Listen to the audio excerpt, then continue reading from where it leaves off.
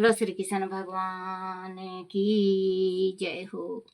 श्रीमद् भागवत महापुराण की जय। श्रीमद् भागवत महापुराण में 15वां अध्याय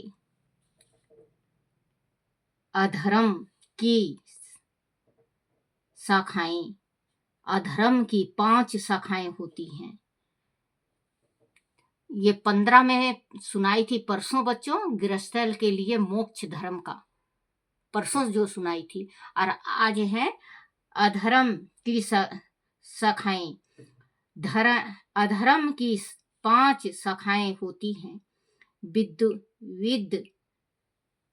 विद रम, परम धर्म, अभ्यास, उपमा और छल।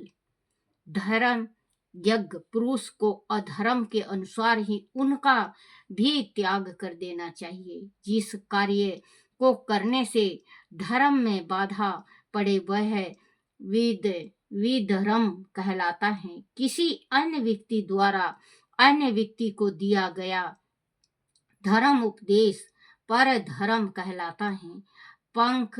पखंड या दंभ नाम उपधर्म या उपमा कहलाता है। शास्त्र के वचनों का दूसरा प्रकार का अर्थ कर देना छल है। मनुष्य अपने आश्रम के विपरीत स्वेच्छा से जिस धर्म मान लेता है वह अभ्यास है, और अपने अपने स्वभाव के अनुसार जो वर्ण आश्रम धर्म है वह भला किसी शांति प्रदान नहीं करता। बच्चों, जैसे कि धर्म है, ये धर्म का बताया है कि अगर मतलब कि जैसे कोई धर्म चेंज करना चाहता है, वो पहले तो बच्चों वो तो मूर्ख के समान नहीं है, और वो अपनी इच्छा से धर्म चेंज करना चाहता है तो उसका दोष उनके परिवार को नहीं लाता, वो खुद ही उसी को दोष होगा जो दो धर्म को चेंज करता है। इसमें लिखा हुआ है जैसे 5 धर्म होता है, जो मतलब अधर्म और धर्म। जो अधर्म बताया गया है तो 5 शाखाएं होती हैं। विधर्म, पर धर्म, वीर धर्म खुद को अधर्मी मानना, गलत कार्य करना। विधर्म, परम धर्म, अभ्यास, उपमा और छल। धर्मज्ञ पुरुष को अधर्म के अनुसार ही इनका भी त्याग कर देना चाहिए। जो अधर्म होते हैं, और जो कोई जैसे कि मान लो आपके घर में 2 भाई हैं, एक धर्म करता है और एक अधर्मी है, तो आप अगर अपने भाई का त्याग करते हो तो आपको कोई दोष नहीं आएगा, क्योंकि वो धर्म नहीं करता, वो अधर्मी है। अधर्मी का साथ कभी नहीं पकड़ना चाहिए। जब भी कभी किसी का साथ लो तो धर्म का लो। जो धर्म का साथ लोगे तो वो ही आपको उस से ही आपकी नैया पार होगी। अनुसार ही उसका भी त्याग कर देना चाहिए। जैसे पुरुष को अधर्म के अनुसार ही उनका भी त्याग कर देना चाहिए। जिस कार्य को करने से धर्म में बाधा पड़े, जिस कार्यों को करने में धर्म की बाधा हो, जैसे आप बच्चों दान कर रहे हो, आप धर्मी कर रहे हो, आप बहुत ज्यादा व्रत रख रहे हो, आप पूजा पाठ कर रहे हो, अगर खुद का ही बच्चा अगर उस धर्म में अड़चन पड़े तो उस बच्चे को त्याग देना चाहिए, क्योंकि धर्म सबसे बड़ा है। कोई नहीं साता, इस संसार में कोई नहीं जाता साथ में, जाएगा तो सिर्फ हमारे मुंह का बोल जाएगा और हमारे हाथ का दिया जाएगा। बच्चों, बेटा बेटी माँ बाप सब कुछ यहीं पे रह जाता है। हम लोग मरु मरु मरु मरु करते हैं कि मेरे जाने के बाद ये हो जाएगा, मेरे जाने के बाद वो हो जाएगा। बच्चों, किसी को याद कोई नहीं करता, उसका दिया हुआ सुख याद आता है। हर एक इंसान को उसका जो पूरा हुआ है माँ बाप को, उसका दिया हुआ सुख याद आता है कि मेरे पिता ने ये किया, मेरे पिता ने ये किया, मेरे पिता ने ये किया, मेरे भाइयों ने ये किया, मेरी माँ ने ये किया। इंसान याद नहीं आता, इंसान बॉडी में बदल जाता है। मर जाएगा तो बॉडी उठाओ, लाश उठाओ, अर्थी को जल्दी से उठाना है। नाम नहीं, गाम नहीं, पिता नहीं, परमेश्वर नहीं, सब भूल जाएंगे बेटे। आपकी ये जो छोटी सी फूक है, इसके निकलते ही कोई याद नहीं करेगा। जो आपका नाम, मान लो आपका नाम रमेश है, आपके मरने के बाद कोई ये नहीं कहेगा रमेश को ले जाना है, बॉडी को ले जाना है भाई, बॉडी को ले जाना है। अर्थी जल्दी सजाओ, अर्थी के साथ जाना है। बच्चों, नाम तक खत्म हो जाता है, नाम तक खत्म हो जाता है बच्चों। कुछ तो सोचो। आपके साथ आप देखते हो, आप रिश्तेदारों में जाके देखते हो, भाईचारों में जाके देखते हो, अड़ोस पड़ोस में देखते हो, और किसी को देखते हो कि इंसान मरता है तो उसका कोई नहीं होता। फिर क्यों भूले राम को बच्चों, फिर राम को क्यों भूले? जप ले हरि का नाम रे बंदे, जप ले हरि का नाम, तेरी मेरी क्यों करता है, तेरी मेरी क्यों करता है, कुछ साथ न जाए तेरे, कुछ साथ न जाए तेरे, राम जप ले हरि का नाम रे बंदे, क्यों भूला तू राम को, क्यों भूला तू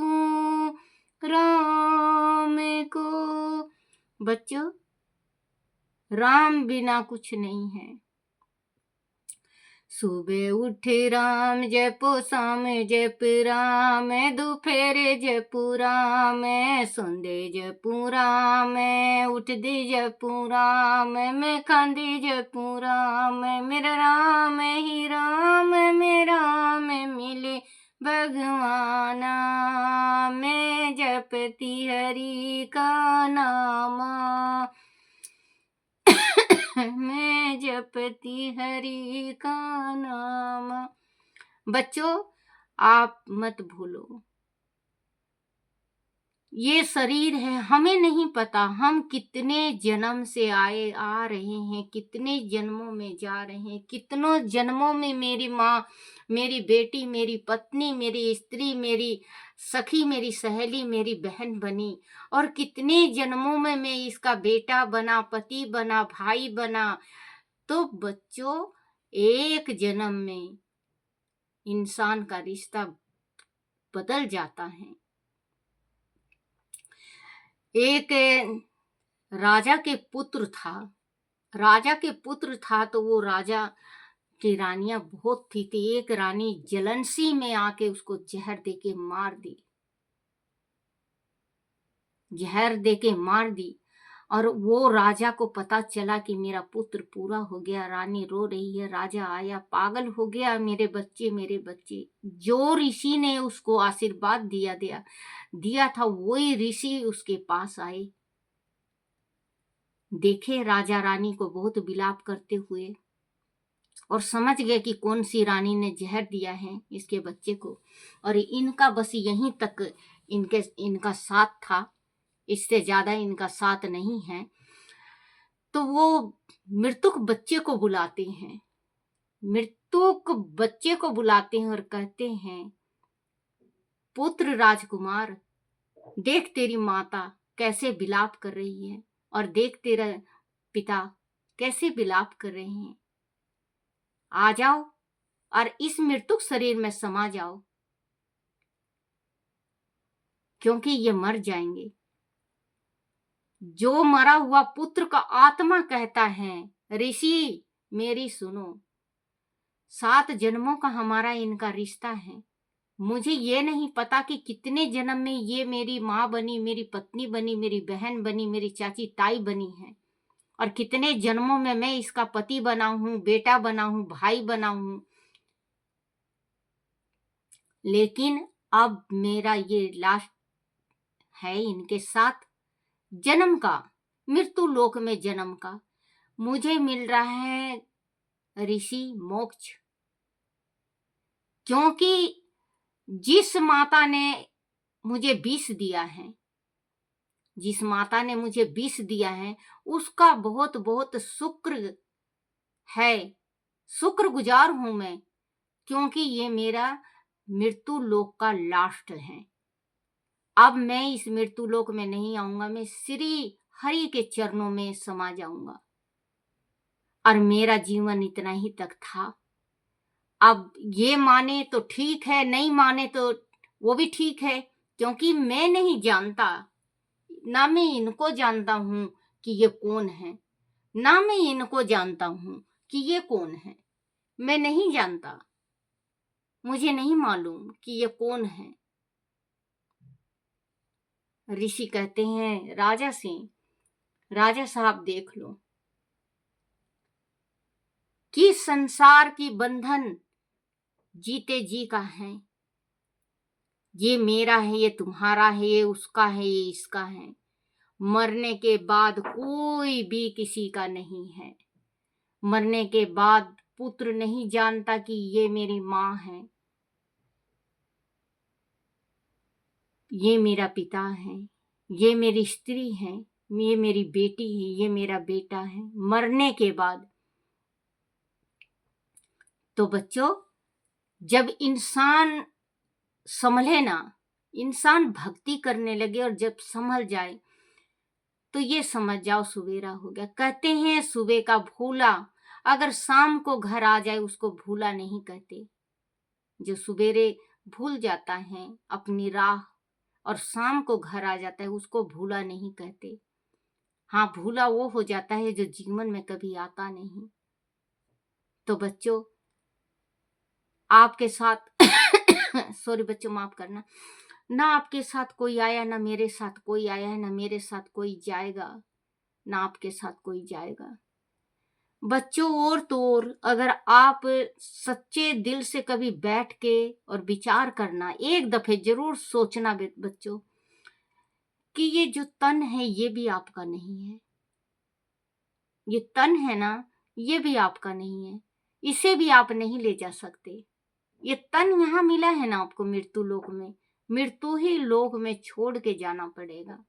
ये हकीकत बात है बच्चों, ये सच्ची बात है कि मृत्यु लोक में जो मिलता है, मृत्यु लोक से जो हमें मिलता है, वो मृत्यु लोक में छोड़ के जाना पड़ता है।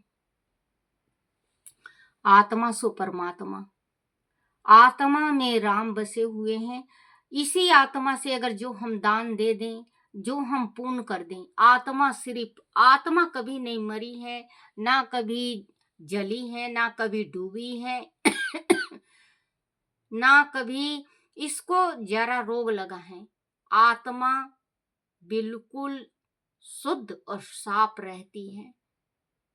जो आत्मा में परमात्मा है, और आत्मा अगर इस शरीर से निकल जाए बच्चों, तो आप शरीर, चाहे शरीर को कोई जलाए या जिता दे या ना दे, या कुत्ता को खिला दे, या आप देखने आ रहे हो बच्चों, चाहे कितना भी खरबों से भी पूरे संसार का जगत अरबोपति हो, लेकिन जिस टाइम मृत्यु आता है ना, जिस टाइम उसको मृत्यु आती है ना बच्चों, वो बेड और गद्दा नहीं देखती, वो कांटा और फूल नहीं देखती, वो आसमान धरती नहीं देखती, वो गंध साफ नहीं देखती। जिस टाइम उसका प्राण निकलता है, उस टाइम ना अपने को देखती हैं ना पराये को देखती हैं। जिस टाइम उसका प्राण निकलता है तो 1 सेकंड में चाहे कांटे बिछे हों उसी में गिर जाएगा, गंध हो उसी में गिर के प्राण त्याज देगा, क्योंकि ये मिट्टी है ना शरीर।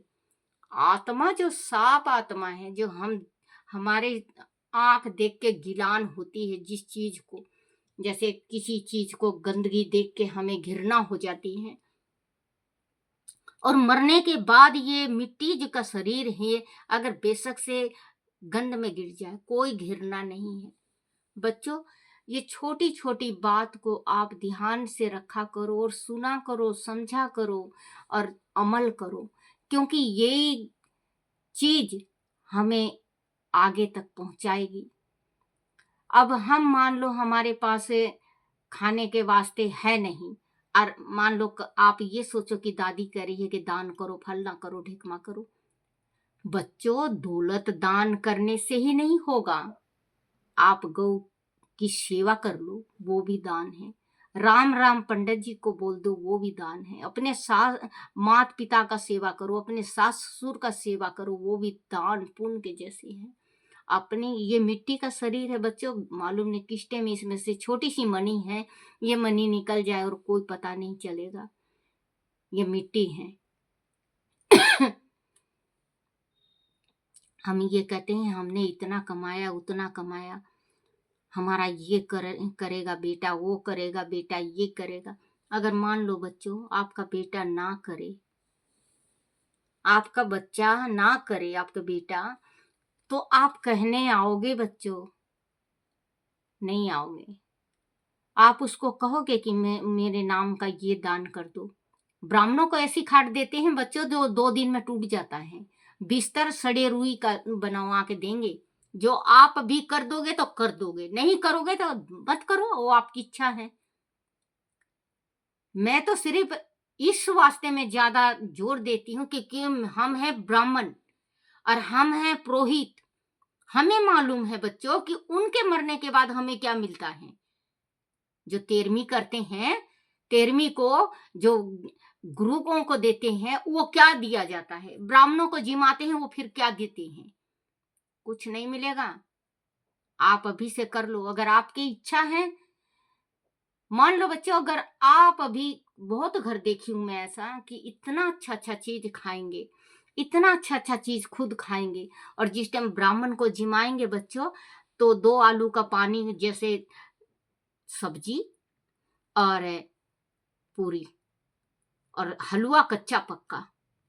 तो एक बात ये सोचो बच्चों कि ऐसा आप नहीं खा सकते तो ऐसा खिला क्यों रहे हो? जैसे खिलाओगे वैसे पाओगे, जैसे दान कर रहे हो वैसे पाओगे। पुण्य कमा लो चाहे पाप कमा लो, वो आपकी इच्छा है। क्योंकि मैं ग्रंथ में जो होता है वो मैं सब कुछ बताती हूँ, आगे आपकी इच्छा। जो आप माँ बाप की नहीं सुनते तो हम तो बहुत, मैं तो है ही नहीं, मैं तो एक ब्राह्मण ही हूँ।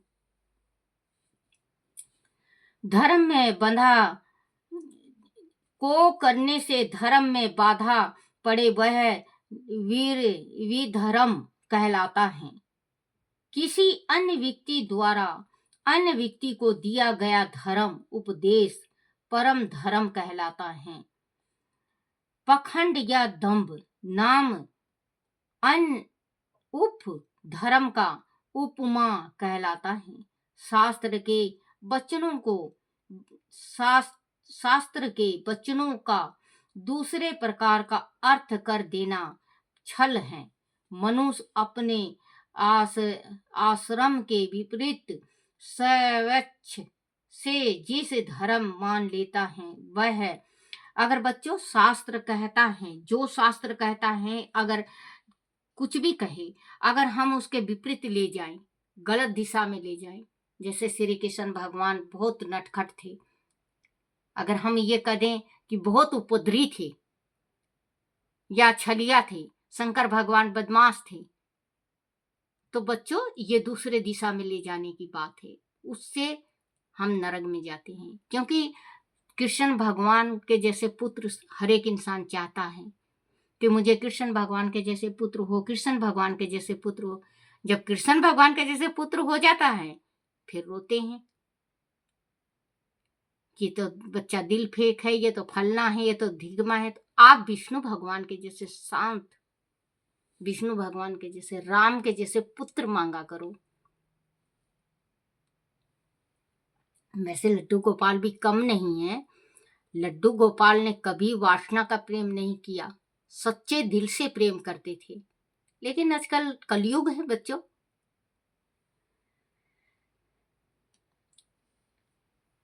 उपधर्म या उपमा कहलाता है शास्त्र के वचनों का दूसरे प्रकार का अर्थ कर देना छल है। मनुष्य अपने आश्रम के विपरीत स्वच्छा से जिसे धर्म मान लेता है, मतलब अपनी इच्छा से, आश्रम के विपरीत, जैसे आश्रम के विपरीत, जैसे कोई बच्चों किसी जाति के साथ लड़की के साथ शादी कर लेते हैं, कोई दूसरे लड़के के जाति के साथ कर लेता है। इसमें यही बताया गया है कि जैसे